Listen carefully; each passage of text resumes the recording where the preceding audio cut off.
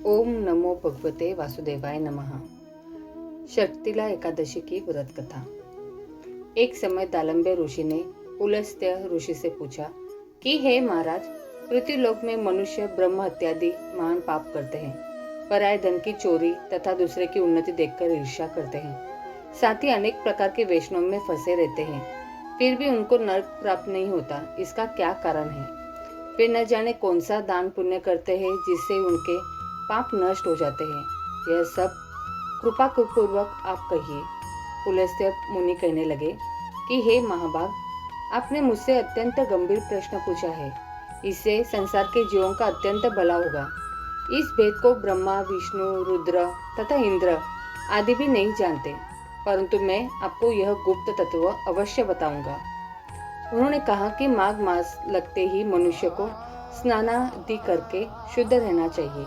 इंद्रियों को वश में कर काम, क्रोध, लोभ, मोह, अहंकार, ईर्ष्या तथा द्वेष आदि का त्याग कर भगवान का स्मरण करना चाहिए। पुष्य नक्षत्र में गोबर, कपास, तेल मिलाकर उनके कंडे बनाना चाहिए। उन कंडों से 108 बार हवन करना चाहिए। उस दिन मूल नक्षत्र हो और एकादशी तिथि हो तो अच्छे पुण्य देने वाले नियमों को ग्रहण करें।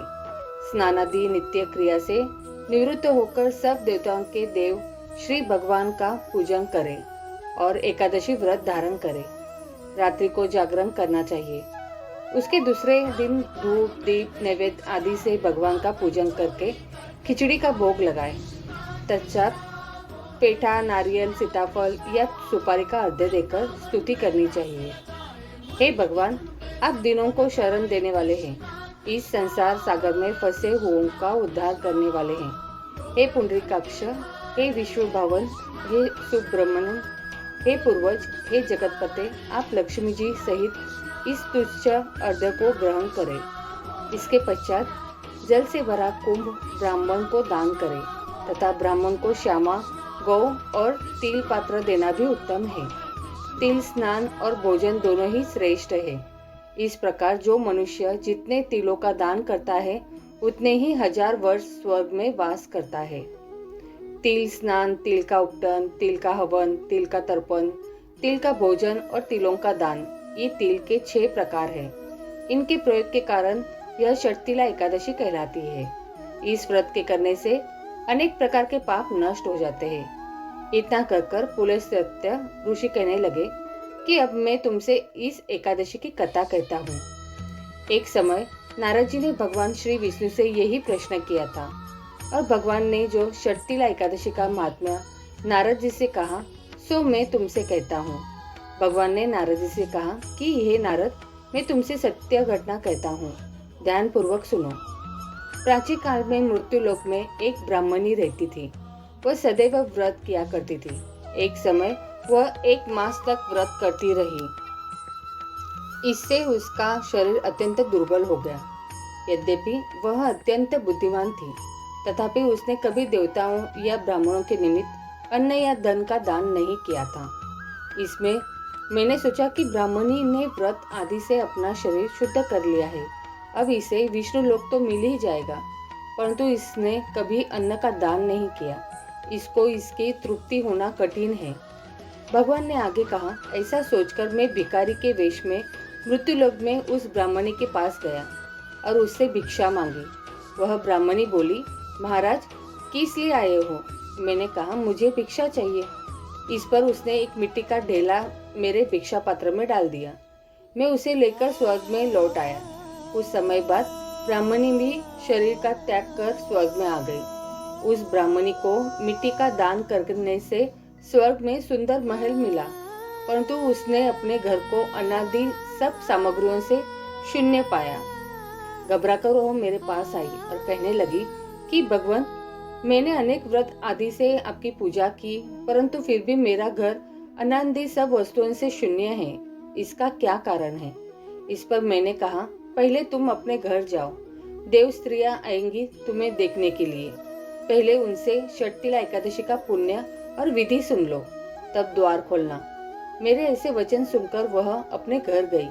जब देव स्त्री आई और द्वार खोलने को कहा तो ब्राह्मणी बोली, आप मुझे देखने आई है तो षटतिला एकादशी का महात्म्य मुझसे कहो।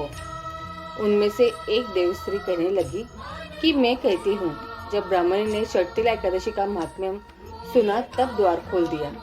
देवांगनाओं ने उसको देखा कि न तो वो गांधर्वी है और न आसुरी है, वरन पहले जैसी मानुषी है। उस ब्राह्मणी ने उनके कथानुसार षटतिला एकादशी का व्रत किया। इसके प्रभाव से वह सुंदर और रूपवती हो गई तथा उसका घर अनादि समस्त सामग्रियों से युक्त हो गया। अंततः मनुष्य को मूर्खता त्याग कर षटतिला एकादशी का व्रत और लोभ न करके तेलादि का दान करना चाहिए। इससे दुर्भाग्य, दरिद्रता तथा अनेक प्रकार के कष्ट दूर होकर मोक्ष की प्राप्ति होती है। पद्म पुराण में वर्णित है कि तिलों के बोने पर उनसे जितनी शाखाएं पैदा होती है उतने 1000 वर्षों तक दान करने वाला व्यक्ति स्वर्गलोक में प्रतिष्ठित होता है। षटतिला एकादशी का व्रत करने से मनुष्य की आध्यात्मिक उन्नति होती है और सभी प्रकार के पापों से मुक्ति प्राप्त होती है। ओम नमो भगवते वासुदेवाय नमः।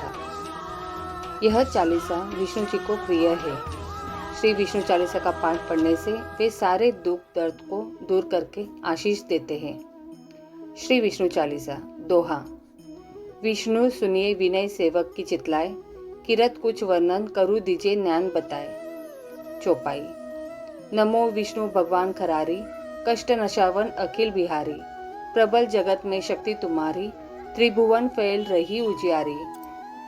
सुंदर रूप मनोहर सूरत, सरल स्वभाव मोहिनी मूरत, तन पर पीतांबर अति सोहत, बैजंती माला मन मोहत। शंख चक्रा कर गदा बिराजे, देखत दैत्य असुर दल भाजे। सत्य धर्म मत लोभ न गाजे, काम क्रोध मत लोभ न छाजे। संत भक्त सज्जन मनोरंजन, तनुज असुर दुष्ट दल गंजन। सुख उपजाए कष्ट सब भंजन, दोष मिटाए करत जन सज्जन। पाप काट भव सिंधु उतारन, कष्ट नाश कर भक्त उबारन। करत अनेक रूप प्रभु धारन, केवल आप भक्ति के कारण। धरनी देनु बन तुम्हें पुकारा, तब तुम रूप का राम का धारा। बाहर उतार असुर दल मारा, रावण आदि को सहारा। आप वराह रूप बनाया, हिरण्यक्ष को मार गिराया। धर मत्स्य तन सिंधु बनाया, 14 रतन को निकलाया। अमिलक असुर नंदन ध्वंस मचाया, रूप मोहिनी आप दिखाया। देवन को अमृत पान कराया, असुरन को छवि से बहलाया। कुर्म रूप धर सिंधु मजाया, मंद्राचल गिरी तुरंत उठाया। शंकर का तुम फंद छुड़ाया, भस्मासुर को रूप दिखाया। वेदरों को जब असुर डुबाया, कर प्रबंध उन्हें ढूंढवाया। मोहित बनकर खली नचाया, उसी कर से भस्म कराया।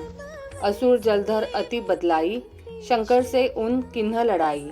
हार पार शिव सकल बनाई, किन सती से छल खल जाई। सुमिरन किन तुम्हें शिवरानी, बतलाई सब विपत कहानी। तब तुम बने मुनीश्वर ज्ञानी, वृंदा की सब सुरती भुलानी। देखत तीन दनुजु सैतानी, वृंदा आए तुम्हें लपटानी। हो स्पर्श धर्म क्षति मानी, हना असुर और शिव शैतानी। तुमने ध्रुव प्रहलाद उबारे, हिरणाकुश अधिक खल मारे। गणिका और अजामिल तारे, बहुत भक्त भव सिंधु उतारे। हरू सकल संताप हमारे, कृपा करू हरि सिरजन हरे। देखूं मैं निज दर्श तुम्हारे, दीन बंधु भक्तन हितकारे। चाहत आपका सेवक दर्शन, करूँ दया अपनी मधुसूदन। जानू नहीं योग्य जप पूजन, होय यज्ञ स्तुति अनुमोदन। शील दया संतोष सुलक्षण, विदित नहीं व्रत बोध विलक्षण। करूँ आपका किस विधि पूजन, कुमति विलोक होत दुख भीषण। करूँ प्रणाम कौन विधि सुमिरन, कौन भांति में करूँ समर्पण। सूर मुनि करत सदा सेवकाई, हर्षित रहत परम गति पाई। दीन दुखित पर सदा सहाई, निज जन लावे अपनाई। पाप दोष संताप नशाओ, भव बंधन से मुक्त कराओ। सुख संपत्ति दे सुख उपजाओ, निज चरणजन का दास बनाओ। निगम सदा ये विनय सुनावे, पढ़े सुने जो जन सुख पावे। इति श्री चालीसा संपूर्णम।